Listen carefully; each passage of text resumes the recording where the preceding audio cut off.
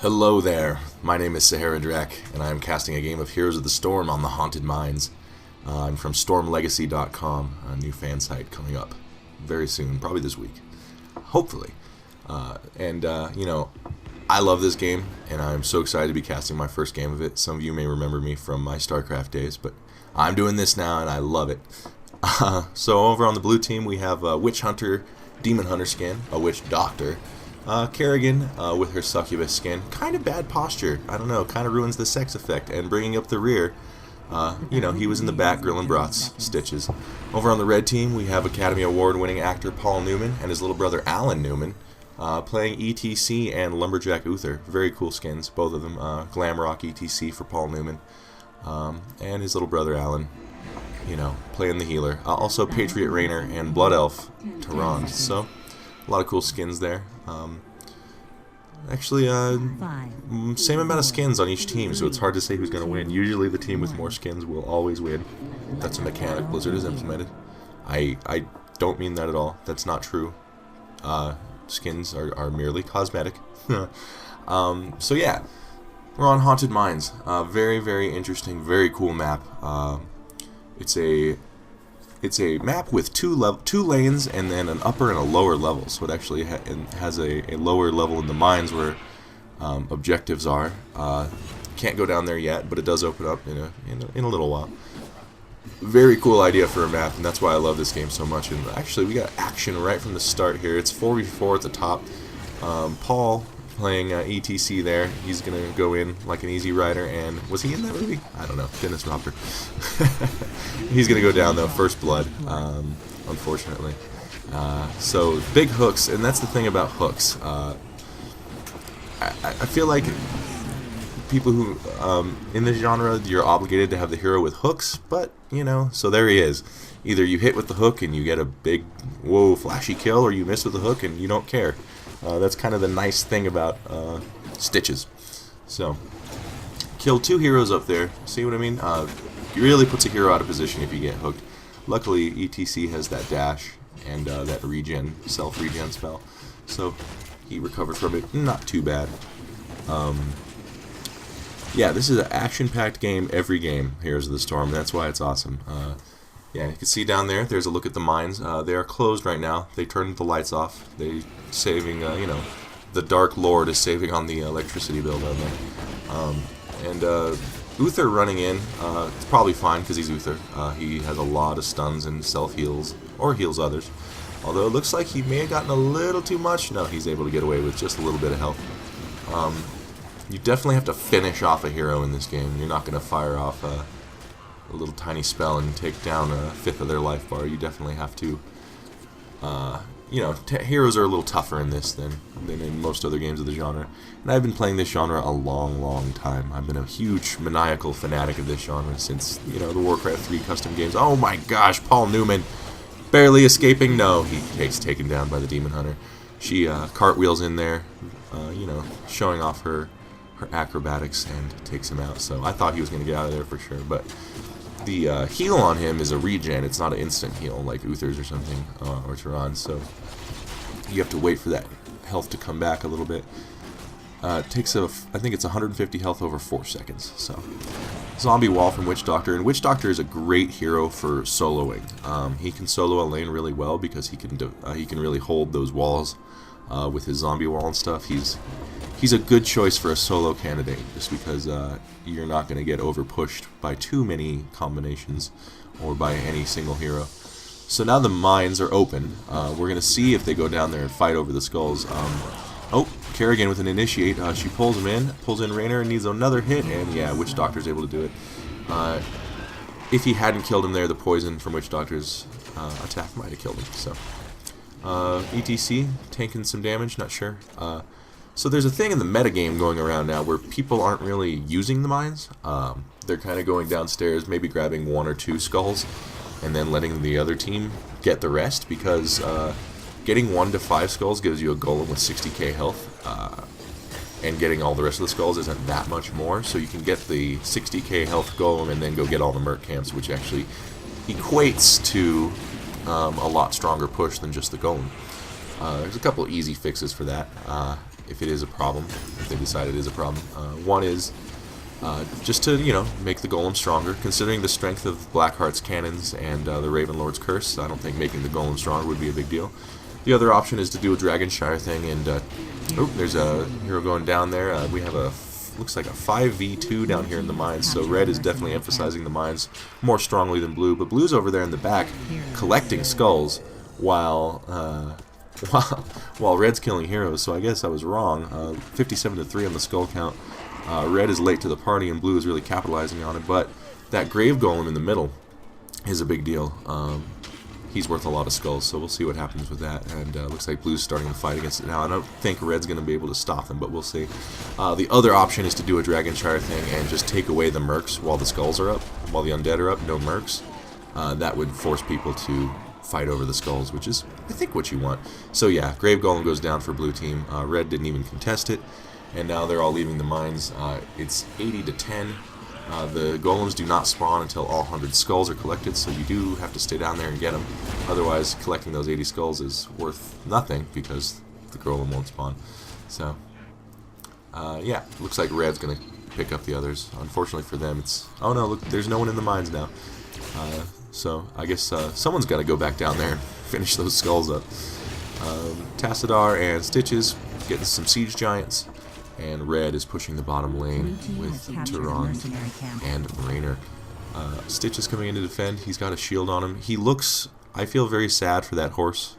That poor horse has to carry that large, gluttonous, corpulent frame. And you could tell he was under a lot of stress. He comes back up for the mines. Okay, so Tassadar went back down to finish collecting the skulls. They finally realized they need all 100. Because they want that golem. They want the golem to help them out. He's a helpful dude.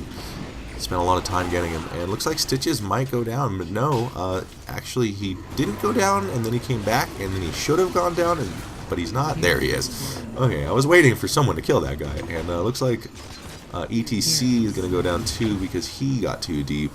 Kerrigan will probably escape this. Depending on, well, no, Rainer can land a Q. Yep, there it is. I don't know what if her escape mechanics were appropriate there, or if they're on cooldown. She's one of the heroes I've never played. So far I've been playing a lot of Tychus, because I bought him, and he's amazing. I'm playing a lot of Tychus and a lot of Muradin, because he's just really, really strong.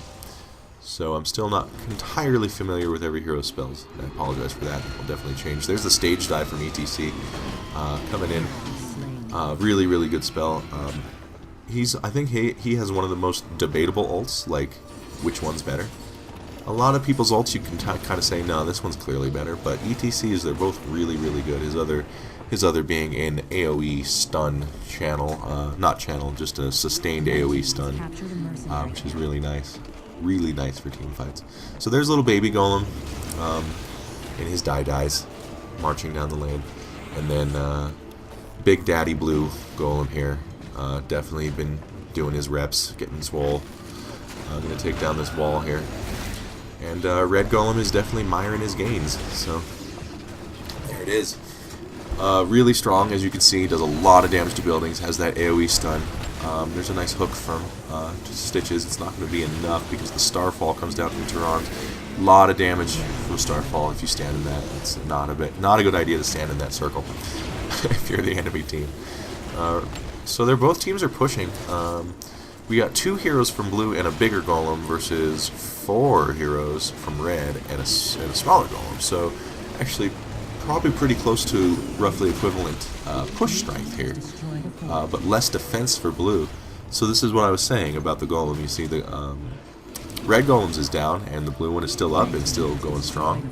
So that's cool, but if red had been able to get all the merc camps, their push would have been stronger than the golem. So kind of discourages people from fighting over the golem a little bit, at least in some people's minds. I don't know yet if that's really the case, but it kind of seems that way. So red's going to come back. They don't want to lose another wall. They're going to take down the grave golem, and there he goes.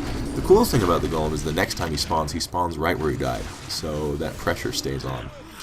And when Blizzard said that they were going to make these games 20 minutes, they weren't whistling Dixie, man. They meant it. There are a lot of mechanics in place to hurry the game along, which is awesome. I love it. It's one of my favorite things about the game. You can play a few before work, you can play a few here, you can get a loss and not have to think about, oh, I just lost an hour, you know. You can just move on to the next game. Because time is money, friend. So, it looks like Stitches took the Eat ult, which, I don't know about it. It's kind of like Batrider's ult, where he pulls you out of position, but it's not that good. Considering how much tougher heroes are in this game. Yeah, I've been playing a lot of Tychus. He's really, really squishy, even though he has power armor, but, you know, most heroes can take a pretty good beating. Kerrigan's gonna dive in there, try and take out Raynor. Oh, bad blood, you know. Hell hath no fury, etc., etc. There's another Starfall from Tehran. They're gonna have to get out. Terandra? Is that how it's pronounced? Terandra? I don't know. It's like this French ending. I don't know. Terand? Yeah. I liked her in Warcraft 3, and I just said Tehran. But then I was at BlizzCon, and they talked about the pronunciation. I don't know. Someone correct me, if you will. So StormLegacy.com, I want to talk briefly about that. That's the website we're opening up. Like I said, we're the guys from SCLegacy.com. If you remember a little thing from back in the horse and buggy days called Pimp His Plays for StarCraft, it was where we collected all the best plays of the year from the competitive StarCraft scene, kind of before esports was a thing, really, here in this country. And it was very popular for us, and you know, we've been kicking it on SC Legacy ever since, doing news and stuff, but now we really are excited for Storm Legacy, which is going to be, you know, our big thing is community, forum discussions, fan art, things like that. And we really hope you guys can stop by and register for the forums, because we want to be an awesome Heroes of the Storm site for you. And I'll be doing a lot of streaming, a lot of casting. The Twitch address is Storm Legacy, just like you see up at the top for the Twitter and whatnot. Follow me on Twitter. I just got one. I was kind of a stubborn old man, and I never got Twitter until just now, so follow me, and I'll feel good about myself. Red Team caught these two heroes out of position and completely took those two guys out, no problem, and also pushing with the Siege Giants. Kerrigan over there, kind of distracted by her own Siege Giants. Skulls have been up for a little while. Blue Team is going for it, and as you can see here, Red Team is choosing to push rather than go down the mines, and this is what I'm talking about. It just seems more worth it to push and get mercs than get the Grave Golem. Of course, it is a technical alpha. Can't complain about balance too much yet, but if Blizzard's listening for feedback, I'm sure they're aware of it. I would just take the mercs away. That way, the option to push during the undead mines is still there, but it's not as great, because with the mercs there, it's just kind of a no-brainer, in my view. There's the wall from Kassadar. Didn't wall much, kind of just stuck it there. And yeah, strong 4 Siege Giant push from Red Team here. This is going to be rough. We got level 16 for both teams, even in most regards, but yeah, with those 4 Siege Giants thrown at the palace, it's going to be rough, but Red Team is slowly losing their health. Green Team has the benefit of their fountain there to go check out, or go hang out in and re-heal, and TETC, ooh, Tehran barely heals out of that. Yeah, so Blue Team, Golem is pushing. Oh no, it's not. Golem is not up. Blue Team had to leave the mines to come defend. That's really unfortunate, because all that time they put collecting skulls kind of was for nothing, because they had to emergency defend their base. But there is a little bit of a Siege Giant push happening with Blue in the top lane. And why? And